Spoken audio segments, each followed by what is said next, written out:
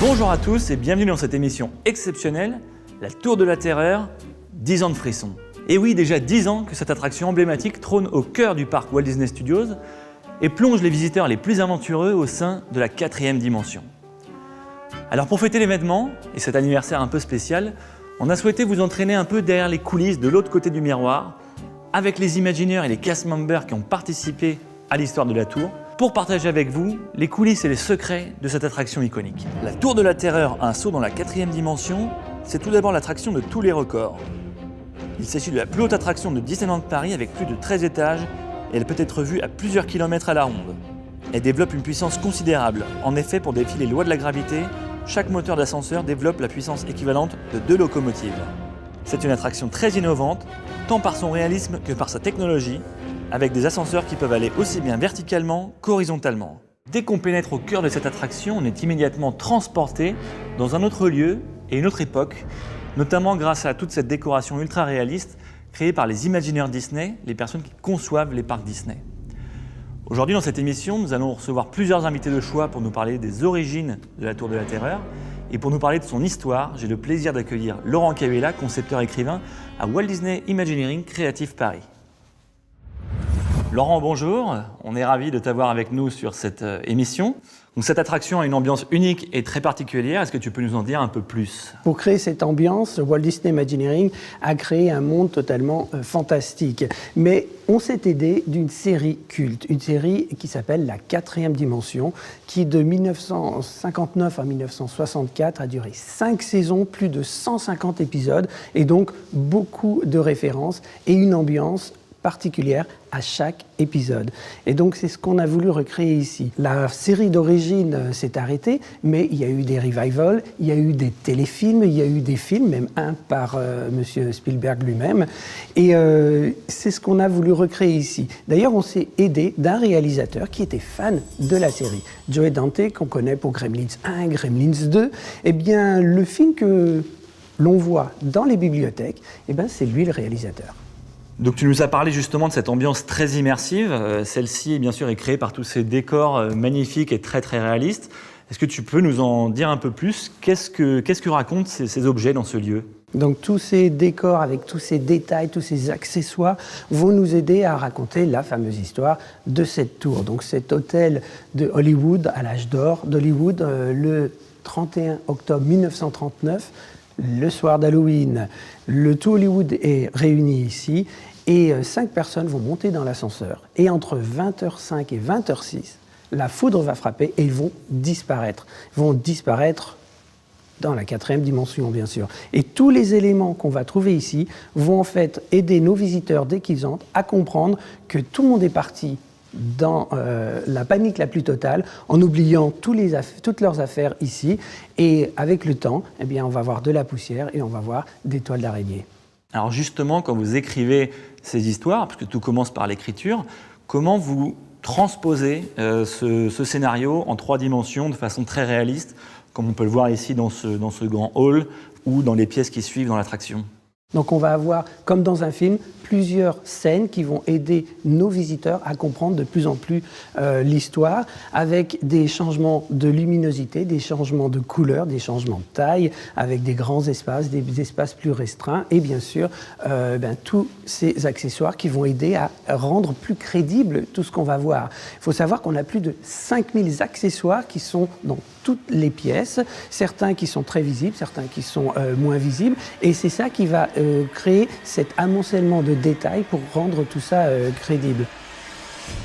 On va faire donc de la mise en scène, mais également de la mise en lumière, en mettant plus de lumière là où on veut et jouant aussi avec l'obscurité pour jouer avec l'imaginaire de nos visiteurs. Et pour cette attraction, on va aussi faire de la mise en poussière, puisqu'on va rajouter une dimension, le passage du temps, poussière et toile d'araignée. Je reviens un instant sur les 5000 accessoires qu'on trouve un peu partout dans l'attraction. Comment vous les avez trouvés, ces accessoires ? Est-ce que tu peux nous en dire un peu plus ? Pour trouver tous ces accessoires, on a quelqu'un qui a chimé, qui a trouvé en Californie, mais aussi en Europe, tout un tas d'accessoires qui étaient cohérents avec l'histoire qu'on racontait, avec la date qu'on racontait. Et ce qui est absolument fabuleux, c'est que on a retrouvé en Europe des collectionneurs qui avaient des objets qui venaient en fait de Hollywood des années 30. Donc on a trouvé des vrais accessoires qui ont été préservés ici en Europe et qu'on a pu réutiliser. Bien sûr, on a des vrais accessoires, mais on a des faux accessoires. Et grâce à la poussière, à la lumière, on arrive à mélanger tout ça et à faire croire que tout est identique. Alors parmi tous ces pièces d'antiquité ou tous ces détails qu'on peut remarquer en faisant plusieurs fois l'attraction, est-ce que toi tu en as certains que tu aimerais nous montrer plus particulièrement ? Ceux que je préfère, c'est ceux qui racontent l'histoire. Tout à l'heure, je t'ai dit qu'on était le 31 octobre 1939, que la foudre a frappé entre 20h05 et 20h06. Eh bien, on a tous les éléments dans le décor pour le prouver. Il faut peut-être avoir de bons yeux par contre, parce que sur le fauteuil là-bas, on va trouver un journal. Et si on lit, on va trouver que c'est écrit mardi 31 octobre 1939. J'ai vérifié, c'était bien un mardi. Et 20h05, 20h06, toutes les horloges devant lesquelles on passe, que ce soit ici ou plus tard dans l'attraction, elles vont être arrêtées entre 20h05 et 20h06. Donc les Imagineers étudient toujours des scénarios ou des concepts différents avant d'arriver à la version finale d'une attraction. Aujourd'hui, on dénombre 4 versions de la Tour de la Terreur à travers les parcs du Disney du monde entier. Est-ce que tu peux nous dire ce qui différencie celle de Paris des autres et finalement comment se déclinent les autres versions de cette attraction dans le monde ? Donc effectivement, même si on a 4 fois une attraction qui s'appelle la Tour de la Terreur, elles sont à chaque fois différentes. La toute première qui a ouvert donc en 1994 à Walt Disney World en Floride, elle est dans un style, on va dire, méditerranéen pour Hollywood. Et son histoire, en fait, permet aux visiteurs de traverser le générique de la fameuse série. Il faudra attendre bien 2004 pour arriver en Californie avec l'ouverture d'une autre version qui, à l'origine, était très proche de la nôtre. On va voir qu'en fait, elle était un petit peu différente. Par exemple, par les façades. Nos façades sont dimensionnelles, c'est-à-dire que tout est sculpté, tout est en relief. Alors qu'en Californie, bien qu'elle ressemblait à que la nôtre ressemblait à la leur, eh bien, en fait, c'était que des trompe-l'œil. Cette version, en 2016, a été changée pour une nouvelle franchise Marvel, qui est Guardians of the Galaxy Mission Breakout. Entre l'ouverture de cette attraction et la nôtre, il y a eu une autre version en 2006 à Tokyo Disney Seas, au Japon. Et là, changement de décor totalement. Pourquoi ? Parce que la fameuse série, la 4e dimension, elle n'a jamais été diffusée au Japon, donc impossible de faire des références à la série. Ce qu'on a fait, c'est qu'on a inventé une nouvelle histoire avec un monsieur Hightower qui va éteindre son cigare dans son ascenseur sur une statuette et ça va déclencher les événements qu'on connaît.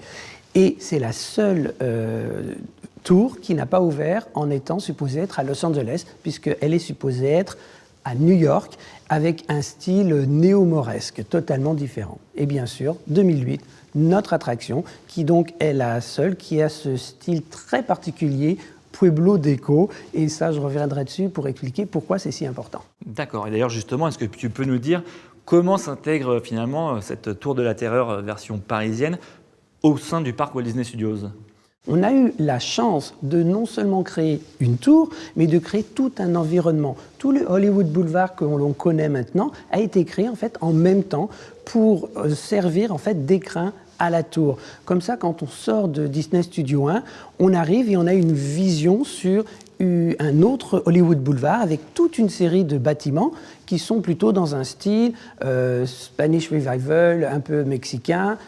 Et derrière, il y a cette étrange silhouette avec son style si particulier qui est le Pueblo Déco.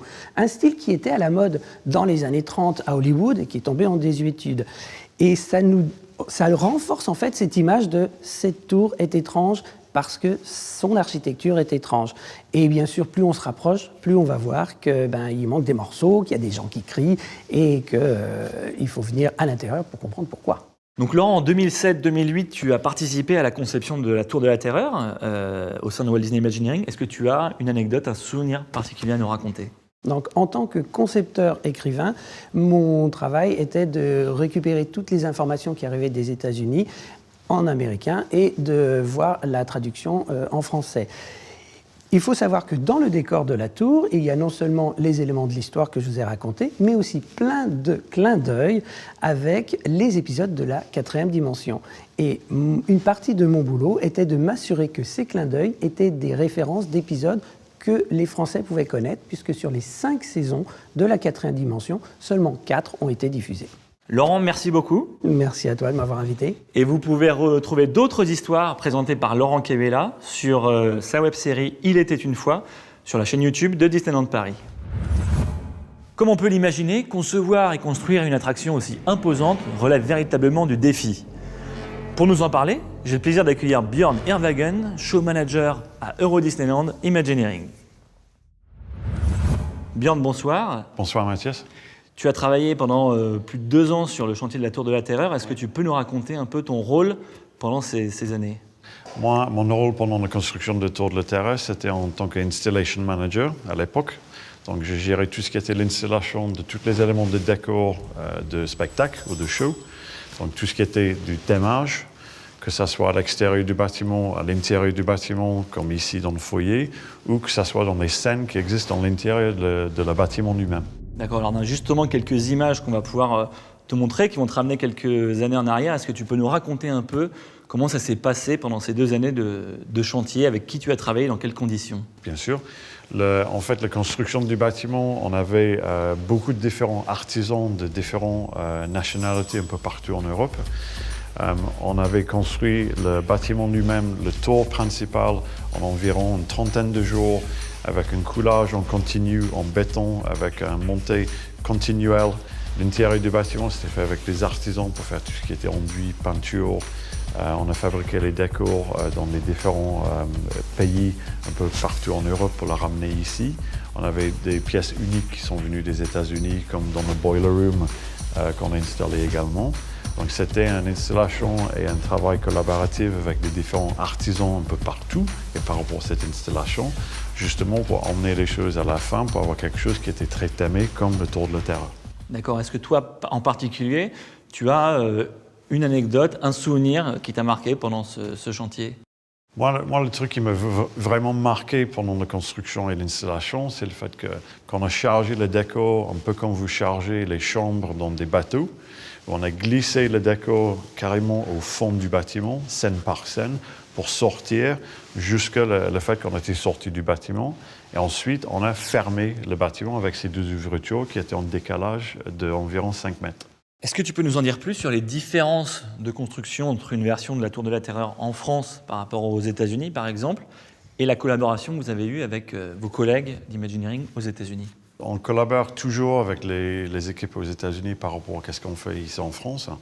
C'est un processus qui est très collaboratif par rapport à leur expérience et leur vécu, par rapport à ce qu'on fait ici, si on fait les choses qui sont déjà faites.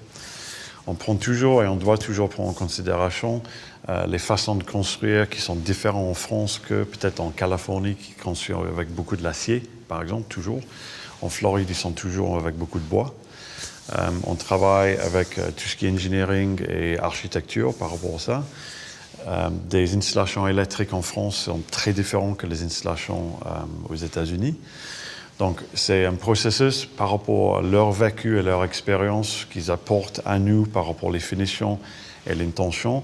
Mais on doit toujours se concentrer sur une façon de construire à la française ou à l'européenne, d'une certaine manière, pour s'assurer que nous, on respecte toutes les normes qui sont en place et les standards en place en France. D'accord.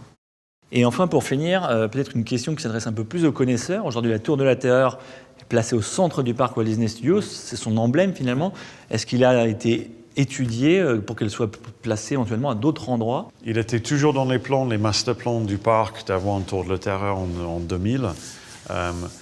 Et le placement lui-même, c'était discuté, mouvementé par rapport aux différentes positions des futures attractions, etc., etc.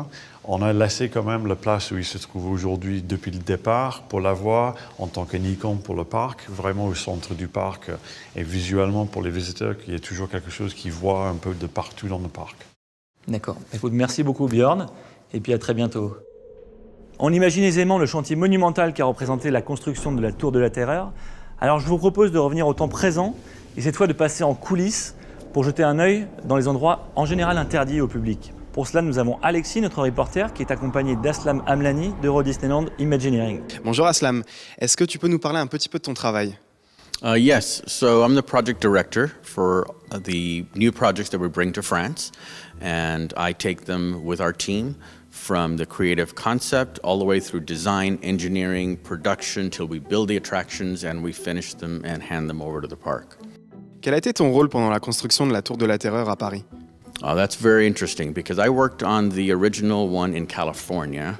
The original in Florida, but the one in California I worked on, which is very, very similar to this one. And that's the project that got me to come to France because I knew it. And I was responsible here for the show systems, which is the design and engineering and production of the lighting, the special effects, the projection, the scenery, the media. So this project is very close to my heart.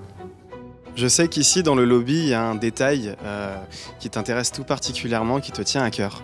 Yes, it's a little gift that we gave to our team. We all signed the guest registry and entered ourselves into the hotel in October of 1939 when the event happened. So we cherished that little moment. Aslam nous a emmenés dans une zone où les visiteurs ne vont jamais, la salle des machines. On vous laisse découvrir les images.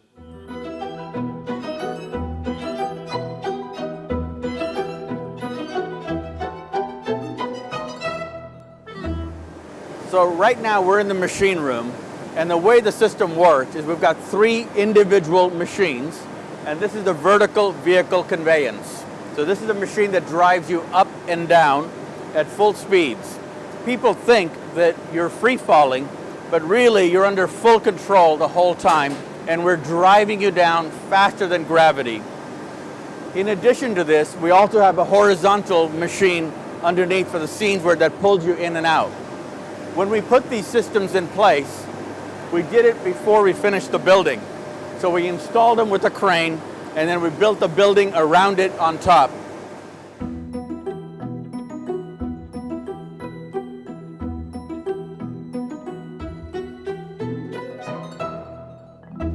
We're outside in the catwalks, and we've got the Hollywood hotel signage right here in the graphics.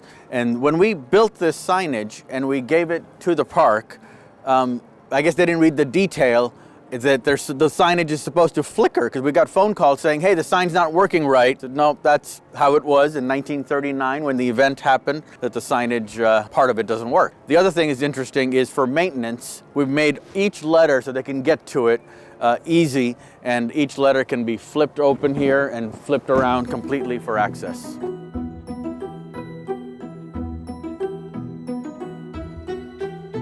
On est maintenant au tout dernier étage de la Tour de la Terreur avec Aslam, et c'est d'ici, avec cette vue magnifique sur les 2 parcs Disney, qu'on vous dit au revoir. Merci beaucoup Aslam d'être venu. Je vous en prie.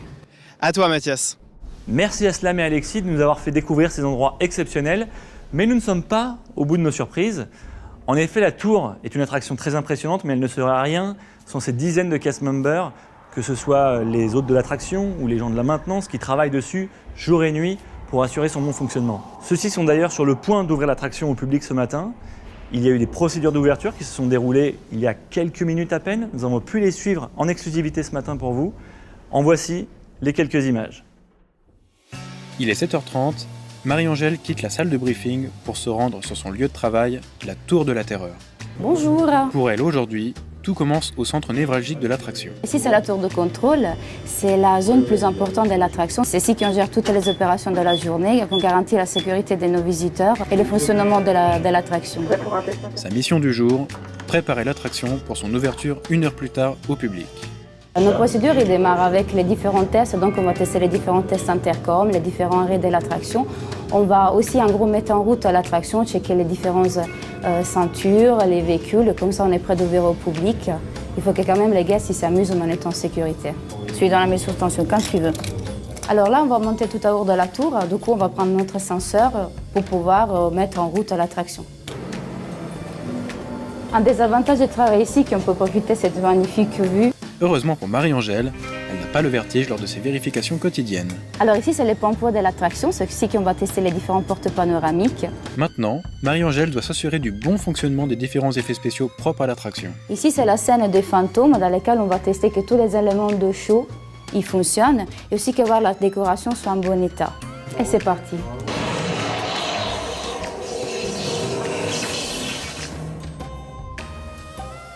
Il est 8h35 et après de nombreuses vérifications indispensables, Marie-Angèle a enfin le feu vert de la tour de contrôle pour ouvrir son ascenseur aux visiteurs. Ce que j'aime dans mon métier, c'est que chaque jour est différent qu'un autre. Ce qu'on fait vivre aux visiteurs, c'est une expérience inoubliable. C'est particulier la Tour de la Terreur parce qu'on doit interpréter les petites grooms qui est bloquée dans les années 30, qui est un peu bloquée dans la 4e dimension.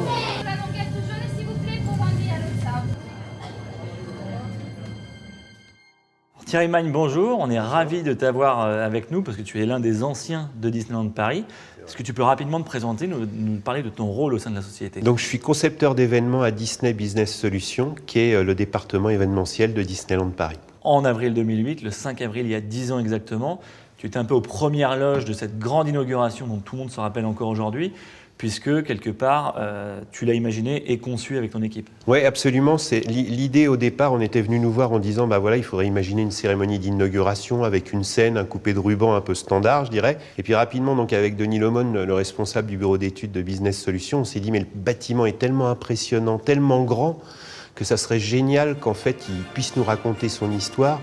Comment il est passé d'un hôtel prestigieux d'Hollywood à un endroit maudit et frappé par la 4e dimension. Donc c'est là qu'on est parti sur une idée d'inauguration totalement différente de ce qu'on nous avait demandé au départ. Ouais, parce qu'on est sur un concept un petit peu fou, une véritable reconstitution finalement. Quels moyens tu as dû mettre en œuvre pour créer cet événement? En fait, on a décidé, et à l'époque c'était encore tout nouveau, c'est de faire du mapping vidéo sur l'architecture de la tour, et que la tour nous raconte son histoire. Donc au début, ça n'a pas été évident, parce que quand on a été allé voir la direction générale en leur disant bah, voilà l'idée qu'on a pour l'ouverture, vu que ça ne s'était jamais fait encore sur un parc Disney à travers le monde, il a fallu qu'on puisse faire des tests pour prouver que finalement de la projection sur la tour pourrait fonctionner, que les gens pourraient comprendre les images qu'on allait projeter, ce genre de choses. Mais on a été obligé jusqu'à créer notre storyboard comme une bande dessinée en fait, pour réussir à convaincre les gens que c'était la bonne idée et qu'il fallait laisser la Tour de la Terreur et ce Hollywood Tower Hotel s'exprimer tout seul pour faire lui-même son inauguration. Des grands moments dans cette inauguration, il y en a plein, tu dois avoir beaucoup de souvenirs. Est-ce qu'il y en a un en particulier qui te vient à l'esprit? Disons que oui, il y a eu différentes choses, mais c'est vrai que ce qui a été vraiment très très intéressant, c'est que en fait, vu que les validations ont pris un petit peu de temps pour décider tout le monde, on s'est retrouvé à être obligé de créer les images de cette cérémonie qui durait 11 minutes. En un peu plus de 3 mois. Donc on a travaillé avec une société à l'extérieur qui est spécialisée dans le mapping et sur tout ce qui est vidéo sur l'architecture. Et on a travaillé avec des graphistes de chez eux pendant 3 mois, mais on a presque vécu, je dirais, dans une grotte sans sortir pour pouvoir créer toutes les images et tout imaginer. Et c'est vrai que c'était un très très bon souvenir parce que c'était un travail d'équipe et avec les équipes de Disney, mais aussi avec des gens de l'extérieur qui connaissaient pas trop Disney et qui nous ont donc apporté leur technologie. Et c'était vraiment un grand moment. Alors tu as pu récemment justement revisiter un peu ton bébé lors d'une soirée pour les membres passeport annuels du parc qui ont revécu cette inauguration d'il y a 10 ans. Qu'est-ce qui a changé en 10 ans? Comment tu as revisité ce concept? Disons que déjà, technologiquement parlant, on a fonctionné avec les vidéoprojecteurs qui sont en place maintenant en permanence sur les Walt Disney Studios pour faire la saison de la Force avec Star Wars, etc. Donc à l'époque, en 2008, on avait eu besoin de 24 vidéoprojecteurs pour faire notre mapping. Là maintenant, avec 16 vidéoprojecteurs, on a réussi à faire la même chose, mais il a fallu refaire des images parce qu'il y avait certains médias qui s'étaient perdus, etc., etc. Et puis aussi, j'ai voulu aussi rendre la chose encore plus interactive parce que dans le film qu'on projetait sur la tour, on avait un comédien qui faisait le rôle du groom. Et donc les gens qui sont venus pour cette soirée exceptionnelle, qui sont des passeports annuels, mais qui sont aussi des fans de Disney, ont eu la surprise en fait en rentrant dans l'hôtel, ici dans le lobby, en fait, de pouvoir découvrir le groom qu'ils ont vu sur la Tour de la Terreur, les accueillir vraiment en chair et en os là. Donc c'était encore une expérience supplémentaire pour eux qui, je pense, leur a fait plaisir. Donc tu as vraiment le sens du détail. J'ai une dernière question. Tu as fait ici quantité d'événements spéciaux et qu'est-ce qui rend cette attraction si particulière pour toi? Est-ce que tu as un souvenir? Enfin, je sais pas, parce que j'y vis pas toujours, mais je sais que j'ai eu la chance de me balader des fois le soir à la fermeture, quand il y avait vraiment personne pour un repérage, pour un tournage ou pour ce genre de choses. Et c'est vrai qu'on se laisse complètement surprendre par les ambiances sonores. Il y a des haut-parleurs qui sont dissimulés à l'intérieur des murs, donc des fois on entend des respirations qu'on n'entend pas en journée quand il y a tous les guests, parce qu'il y a quand même du bruit d'ambiance. Et là, mais moi, ça m'est arrivé de me faire sursauter tout seul à l'intérieur, notamment dans la boiler room, en me disant mais qu'est-ce qui se passe, c'est quand même bizarre, comme si le lieu était réellement habité, comme s'il y avait réellement quelque chose. Et c'est vrai qu'on se fait avoir, et c'est là qu'on voit en fait le souci du détail sur la création de cette attraction, parce que même si tu n'entends pas tout quand tu es dans une journée normale, bah, ces petites choses imperceptibles continuent quand même à faire toute cette histoire et toute cette ambiance qu'il y a à l'intérieur de cet hôtel. Eh bien, merci beaucoup Thierry. Merci à toi. Merci beaucoup. Alors, comme vous avez pu le voir, si vous avez déjà fait l'attraction, le rôle des cast members est absolument primordial, puisque ce sont eux qui accueillent les visiteurs et les plongent dans l'histoire en les immergeant complètement dans l'expérience. Alors ce soir, en cet anniversaire un peu spécial, nous avons le plaisir d'accueillir une petite partie de l'équipe des cast members de l'ouverture de l'attraction il y a 10 ans. Ils sont parmi nous ce soir et j'ai le plaisir d'accueillir Marc, Olivier, Héloïsia et Bruno. Salut Mathias. Bonjour à tous, ça va bien ? Très bien. Ça vous fait quelque chose de revenir sur les lieux que vous avez vus naître en quelque sorte ? Vous étiez là sur le chantier. Là, vous êtes 4, il y avait une équipe d'environ 50 personnes. Merci en tout cas de vous être joints à nous pour cette émission exceptionnelle. Peut-être pour se remettre dans le bain et se raconter pas mal de choses, je vous invite à aller faire un tour en passant peut-être par la fameuse boiler room, chaufferie. Allez, c'est parti, c'est par là.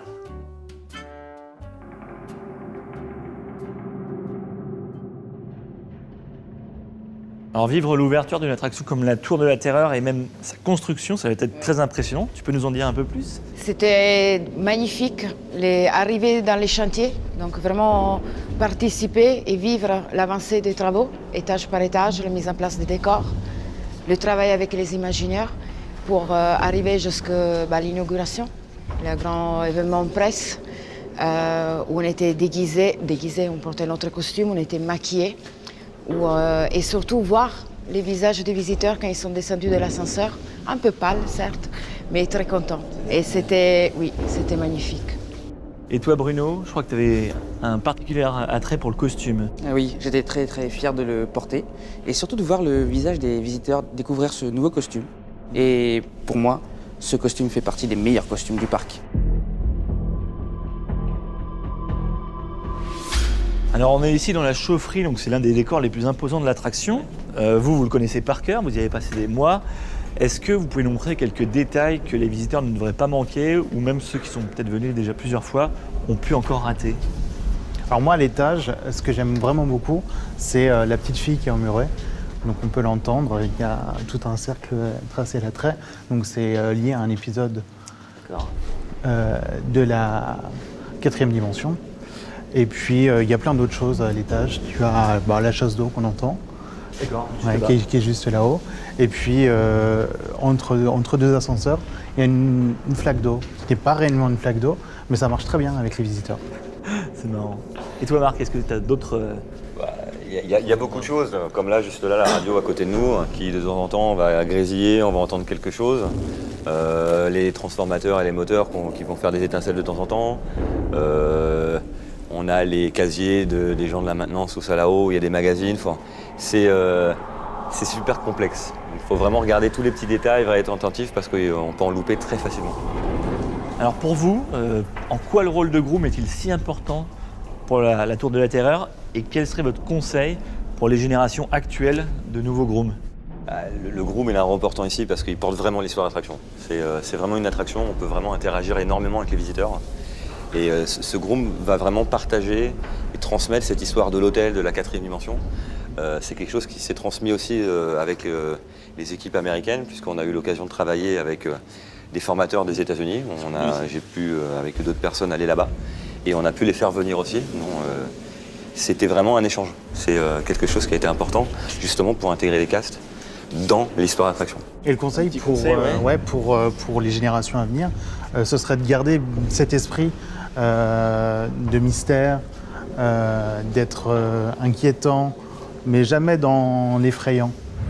Bon les amis, je crois que le moment est venu, vos chambres sont enfin prêtes et l'ascenseur de service vous attend, vous pouvez d'ores et déjà l'emprunter. Bonne chance à vous tous. Merci.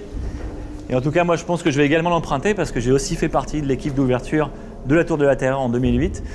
En tout cas, cette émission touche à sa fin. Merci de nous avoir suivis. Si vous désirez d'autres informations, encore plus de secrets sur la Tour de la Terreur, n'hésitez pas à réserver un tour guidé à City Hall ou au Studio Services, au parc Walt Disney Studios. On se retrouve très bientôt, j'espère, dans la 4e dimension. À bientôt.